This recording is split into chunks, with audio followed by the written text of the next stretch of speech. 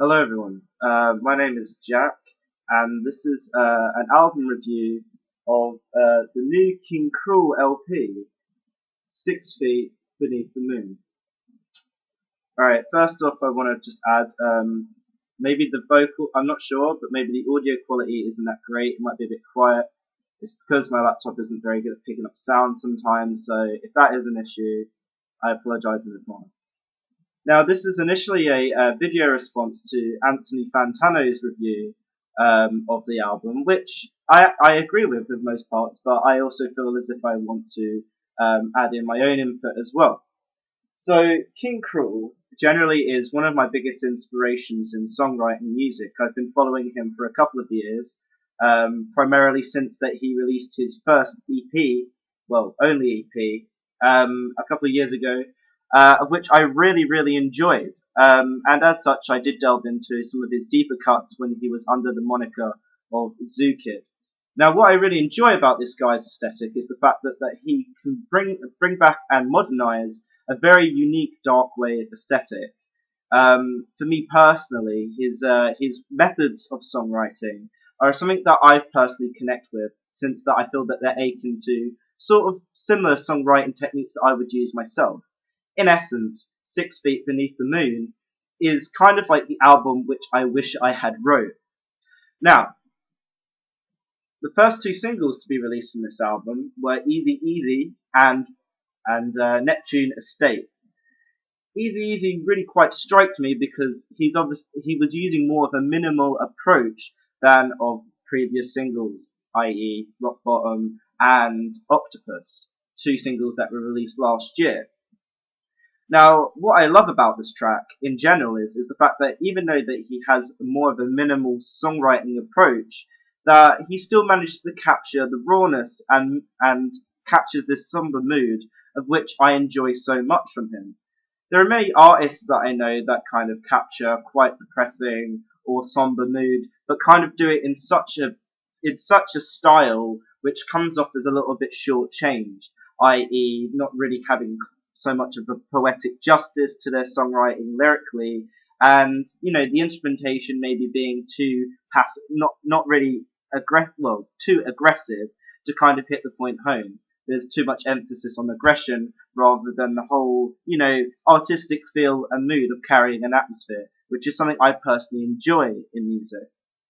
So yeah, the interesting guitar lines are still there, still keeps this really nice sort of jazz kind of inspired guitar chords, of which is a trademark sound of King Krule, and manages to pass it off into such a very adequately and tasteful single.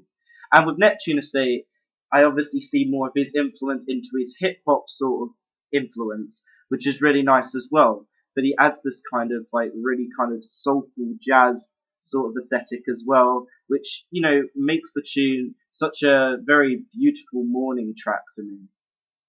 Now, on this album there are, I believe, 14 tracks, and each track in itself is quite different. We get so many different flavors and styles out of this album. But what makes it so brilliant is, in my opinion, is the fact of how these tracks, complement each other so well. He mixes up his styles and mixes up moods of atmosphere. However, he still keeps his trademark aesthetic. The album doesn't really feel too spontaneous or too sporadic, therefore making the listening itself too difficult to listen to upon first listen. So therefore, I find this record quite accessible, but through repeated listens, you tend to get more out of it, which is something that I really enjoy. There is intricacies that become more and more, developed upon repeated listens. So it does have its replayability. There are a lot of albums that I can listen to where, upon first couple of listens, it becomes more of a novelty, and then upon a repeated listens, it really kind of loses its sort of substantial kind of, I don't know, ethic maybe. Um, some favourites off of this track for me personally would be the track Bathed in Grey and Sentimentality. Now, what I love about these tracks in particular is, well, let's start with Sentimentality. Sentimentality for me just feels like, you know, like it's kind of like like a ballad for the oppressed working class, in my opinion. You know, kind of like having a sort of, putting himself on a podium and creating such a profound atmosphere. One like line from that track in general, which always sticks to my head, is "I was born in seconds. Do you fear thee?" And I just love how that lyricism really rings so relevant to me. It's just so brooding and so dark, but doesn't get lost in itself, which is really nice because you do find in some tracks the deeper cuts, especially if they're trying to portray such an atmosphere, kind of just sort of, I don't know, just seem quite boring, uninteresting. But to me, this kind of still captures my attention. Bathed in Grey is possibly one of the best closers I've heard on an album, especially this year. We're still going back to this kind of like analog drum loops and and still using these beautiful piano melodies which continue to swell up into the chorus. And it just feels so unique, and it just kind of feels like a spoken word piece. Um, One thing that as I touched on earlier in this review, obviously, is his songwriting. And I guess what I can say is, although that it feels quite depressing, it doesn't really sort of stem into the sort of realm of hopelessness. It's kind of more of the psychology of these establishing that he's obviously feeling, obviously caught up in some kind of situation. But there is obviously a glimpse of positivity. It feels so well rounded, so centralized that it just doesn't. I don't know. It just doesn't come off gimmicky at all. And yeah, I just have a lot of respect for him as a songwriter. So overall, I would probably rate this album probably in me personally, probably like a very strong 8 to light 9. Not to rip off Fantano's rating system completely, but it's a working system, so I will go ahead and use that. I did have my concerns about him releasing a full length EP because I did sort of feel like as if, because of his such novel songwriting like before, in terms of each track having some sort of substantial turning point in it that really engages the listener, I was skeptical as to whether or not he would be able to pass it off for a 50-minute full length LP.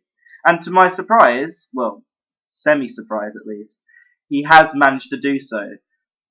I mean, the infusion of credible and intelligent lyricism, coupled with reference to literature, and his just really beautiful design. Like, even the design of the album. I mean, have a look at the inside of this thing. Absolutely beautiful. And I just love that he infuses this sort of style of surrealism and kind of like abstract approach, not just only to his songwriting but also to his aesthetic. The instrumentation is gorgeous, and so many different ideas are thrown about. So yeah, that's my take on it. I probably missed out a few things, but let me know what you think of it. I mean, as a video response or just in the comments below. Thank you for listening, and I'm not sure if I'll make a habit of making some new reviews soon, but I definitely felt like as if my input was something that I wanted to project in this isolated incident. So yeah, thank you very much, and enjoy your day, evening, or whatever.